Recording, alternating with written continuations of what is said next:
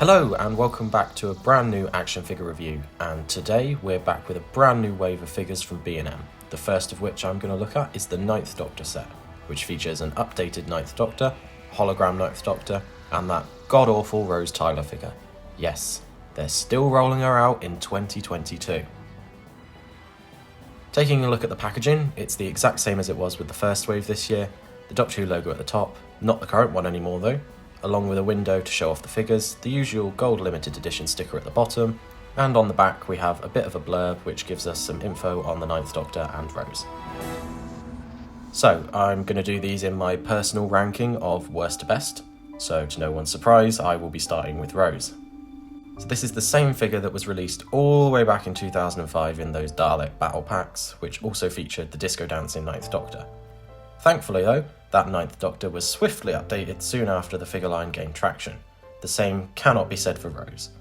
This one is exactly the same sculpting, and while it's without doubt the best version of it, that doesn't save it from being just a bit crap. So from the top down, the head is the same aggressive looking expression seen on all of the versions of this figure, but at least it's been painted well, because the previous releases of this were not. The hair is blonde with a darker wash over the top, which, credit where it's due, looks good.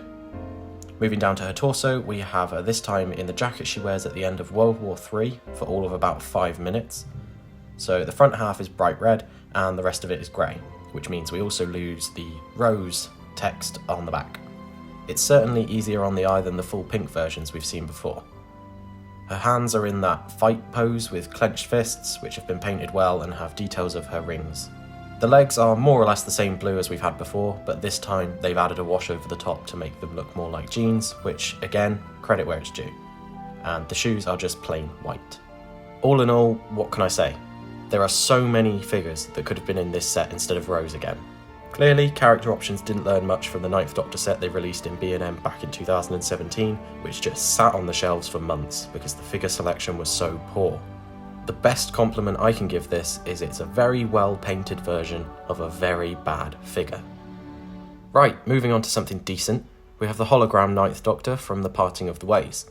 This is one that I believe was originally prototyped a long time ago using the disco dancing sculpt. Here we thankfully have it in the standard sculpt, which in itself is interesting. So this is your basic Ninth Doctor figure, except the parts have all been made in a translucent grey-blue. A few details like the eyes, eyebrows and mouth have been highlighted in a slightly darker paint to make them stand out, which looks quite nice. There are also scan lines across the figure on both the torso and the legs. There's not a huge amount to say about this one as it's just the same all over. The detailing of the head and jacket sculpting is as sharp as ever, and that's sort of where my confusion begins. It's the old head sculpt and jacket. In Al Dua's video about these sets, he explains that the reason we have a new head and jacket on the other Ninth Doctor in this set is because the sculpting was getting soft. We noticed that the tooling had gone a little bit soft on his head, so actually the tool for the head was replaced, and a similar thing happened on the jacket. But here we have it on this figure, and it looks as good as ever. If you have any explanation, then please let me know, because I can't understand why this figure doesn't also have the new tooling. Overall, this figure's a nice display piece, and it's definitely from an iconic moment. It wouldn't have been my first choice, but it's not bad by any means. Last, and certainly not least, is the standard Ninth Doctor, which seems to be a comic variant, but hasn't really been stated either way. This is the figure in the set that's had the money spent on it. Starting with the head, it's all new. We've got a pretty decent likeness to Christopher Eccleston, and it has more of a neutral expression than the original.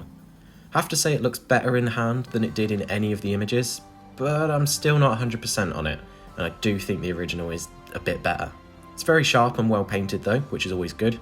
I've noticed the detail stops at a certain point on the back though, unlike the original where the texture of the hair is present all the way down, so that's a bit of a shame. Moving down to the torso, we have a purple jumper for the Doctor in this release, and a brand new leather jacket sculpt. Now, I have similar feelings on this as I do the head. It's nice enough, and I really love the weathering effect, but I really feel like there's so much detail missing on it compared to the old one, which actually did look like leather. And I think the arms really stand out now because they're unchanged, but still retain all of the detail.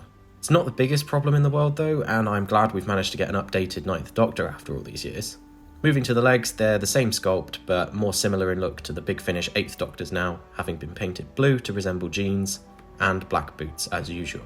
Overall, this is the best figure in the set by miles. It's not perfect by any means, but it's a very welcome variant for the 9th Doctor. Looking at articulation, both Doctors have the exact same. A 360 at the head, shoulders, bicep and wrist, with a bend at the elbow. There's the 360 at the waist, the legs can kick forwards and out to the side, and there's a bend at the knee. Rose, on the other hand, has basically none. The head could turn if the hair wasn't in the way, the arms can pivot forwards and backwards at the shoulder, and turn at the elbow of all places. There's a 360 at the waist, and the legs move forwards and backwards. Overall, this is a perfectly fine set. It's nothing special, but it's not the worst of the year by any means. The new 9th Doctor sculpts are very welcome, and the Hologram 9 is a neat little oddity. Rose, on the other hand, can get in the bin.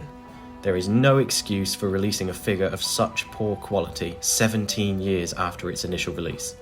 I didn't think we'd get worse than the bog standard 10th Doctor this year, but here we are. Anyway, thank you very much for watching, and I will see you in the next review, which will be the 13th Doctor 3-pack.